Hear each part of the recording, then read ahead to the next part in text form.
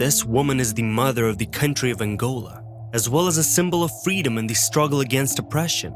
Why is that? She became the head of 2 principalities, occupying part of today's sad state. And this country, we must note, today has the size of over 1,200,000 kilometers. Back then, these vast territories were called Ndongo and Matamba. She herself was from Ndongo. She was at war with the Portuguese colonizers. And she also gathered a harem and men inside of that harem for herself, or not quite the dominant men, since they considered her, the woman, to be in a role of her spouse and fought for the right to intimacy with the Empress of Ndongo and Matamba. This story, which we are about to uncover in general, is a complete destruction of certain common views and perceptions we have in our minds. But, of course, first things first. This is flip side of history. And today we present to you the mighty woman, the Empress of Ndongo and Matamba, the woman named Nzinga, the mother of Angola.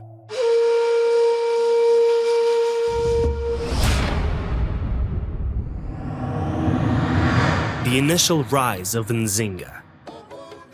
The at first little girl appeared in the family of one of the princes of the principality, meaning kingdom of Ndongo. She was born to his favorite concubine. The birth itself was difficult. Nzinga means twisting in Bantu languages, as the baby was pulled out of her mother's womb with the umbilical cord wrapped around her neck. When she appeared, it was at the beginning of the last quarter of the 16th century, when the Portuguese had already subjugated the coast of all of today's Angola and were constantly trying to approach its interior, people, and natural resources of these territories. And this is where this collision happened, since one of these lands was Ndongo. For the time being, Europeans came here for peaceful purposes, to trade with local population and preach.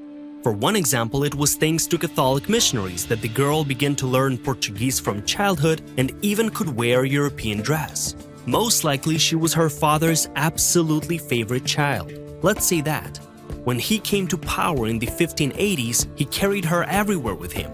He even taught her to ride a horse and shoot a bow.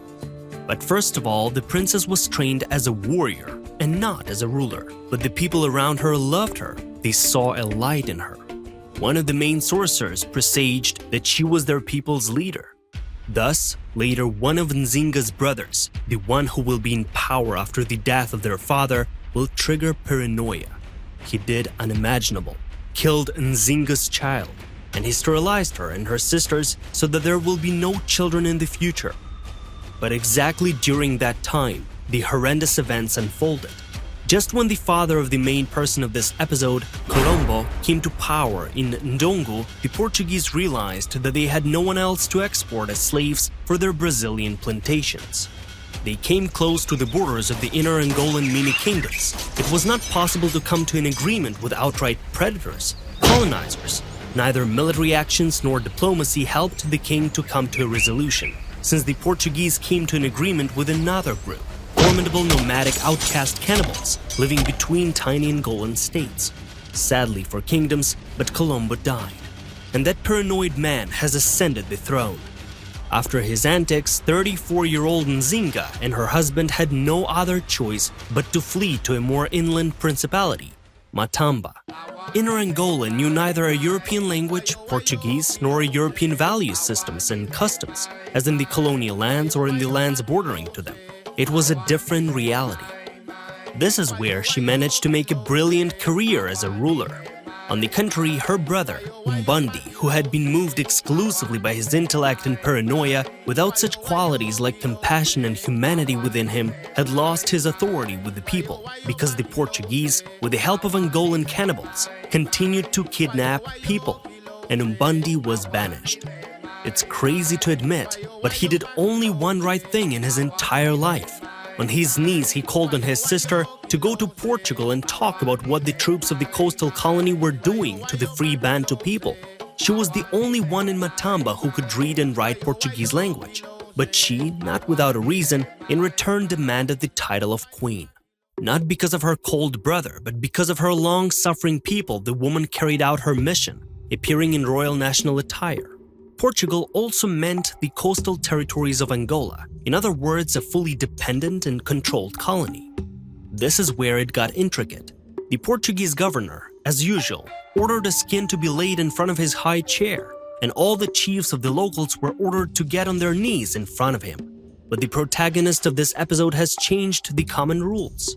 Nzinga called the guy from the servants of chiefs to stand on 2 legs and 2 hands on the skin, and then she sat on him as on a chair, becoming, in fact, equal to her supposedly dominant opposition. She, with her grace and power, promised not to attack the Portuguese, who, by the way, were the first to invade her small homeland. She even promised to trade with the colony. But not by using people, her people within kingdom. There are no slaves there, she made it clear. The head of the dependent territory had no other choice but to agree and make peace treaty with the queen. Peculiarities of her reign. As a result of her attitude and strength, by 1620 she became regent for her infant brother Umbandi, and he himself, unable to bear the shame as a ruler of bigger state, drank a strong poison. With the passing of time, Matamba Ndongo continued to obey the same unofficial queen, and out of habit by then, where the women warriors were an ordinary thing. The army became much more fearsome. Not only that, but this army also consisted of runaway slaves from nearby, as well as those who have not even been taken as slaves yet, but knew their fates if they would not choose to resist. And despite everything, there were a lot of people who were ready to resist the Portuguese and outcast cannibals who were on the side of Portuguese. Country-wise, Portugal's colony has experienced the decline in economical situation and in terms of overall safety. From the north, the Dutch colony, the proximate borders of today's Congo, and a number of neighboring kingdoms came close to the Portuguese borders. The Dutch crown decided to take over the entire South African slave trade. Nzinga had almost no time to rest. She hurried in time, offering the Dutch governor an alliance. Now the Portuguese began to lose, since even their cannibalistic satellites, though extremely unfriendly and more so warlike, were so weak that it just made the picture even worse. And after fierce battles, the entire so-called army of nomadic cannibalistic tribal alliances was entirely defeated. Nzinga from Ndongo threw the severed head of the cannibal leader at the feet of the local Dutch governor. That meant that the Dutch could now travel more safely across the Dark Continent under her protection. Obviously, the long present in this territory Portuguese were dissatisfied, to say the least, with this situation. So the Portuguese governor called for armed reinforcements from Brazil to the African coastal colony.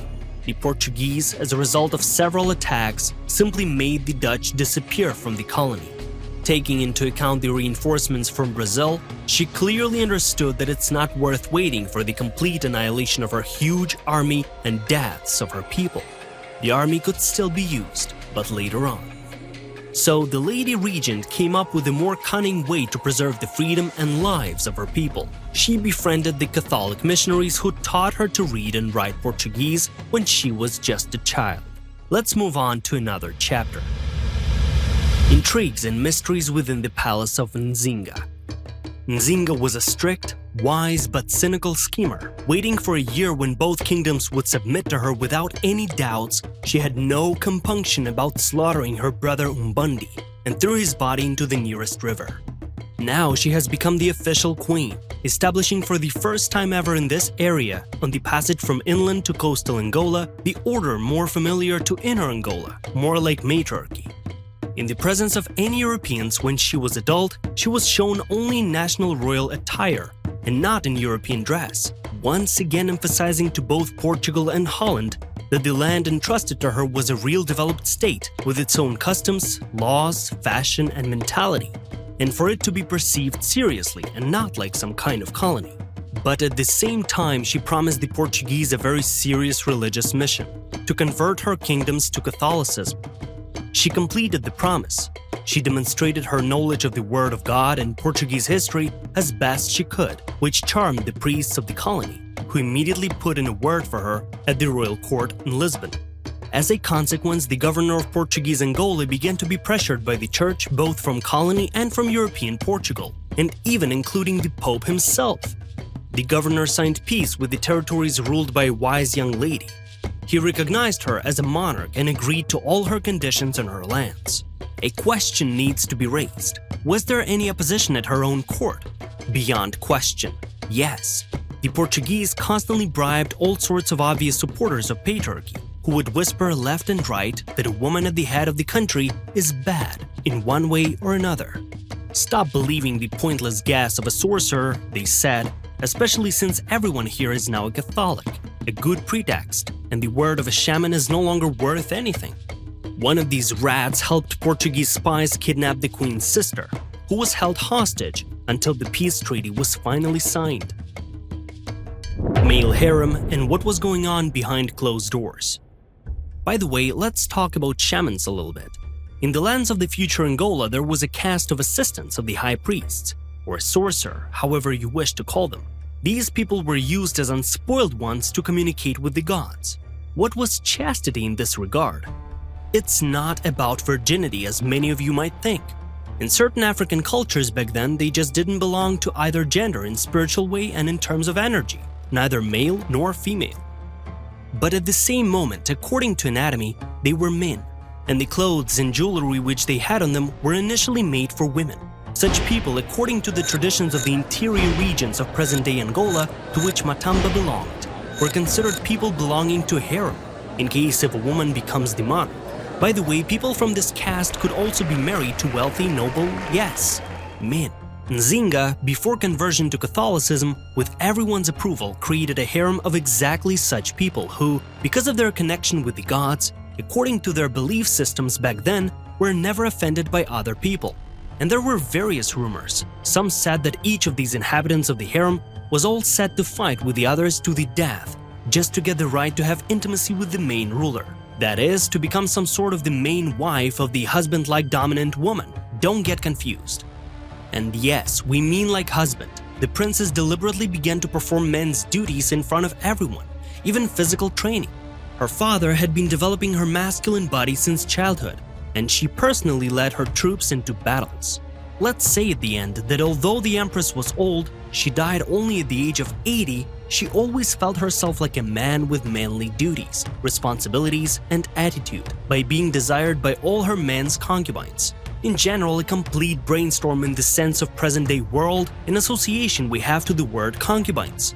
If anyone could spy on Nzinga's bedroom and we would have some preserved papers of what was happening behind the curtains, these people would most likely see her absolutely taking charge of every detail. Now let's move to the future. In her native Angola, legends spread throughout the land almost the day after the death of the main persona of the episode. The memory of this ruler has been maintained for centuries.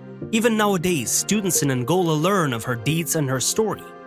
The vocal tradition of the various Bantu tribal alliances still reproduce all of the details of her reign. In terms of sovereignty, the queen has not achieved consistent results, but it doesn't mean that the territory was subdued. Only 8 years after her death, without a proper defined leader, Ndongo and Matamba became part of the colony of Portuguese Angola. But even this is not the biggest impact which we can see today. It opened a path of emancipation that has never been interrupted since the times of her reign. And it can be ridiculous for many, but today, 36% of the government in Angola is consisted of women, compared to 30% of women and perceived as equal in terms of gender roles and rights, developed country like the Great Britain. Beautiful, strong women are everywhere in present-day Angola, even in many positions in law enforcement agencies, and we are not even mentioning the wealthy and influential women of this wonderful country. But this is another story. Thank you for watching our episode. We hope you liked it and found out something new today. We work hard by producing these episodes for you, so consider subscribing and leave a like. And for now, as always, we see you later on Flip Side of History.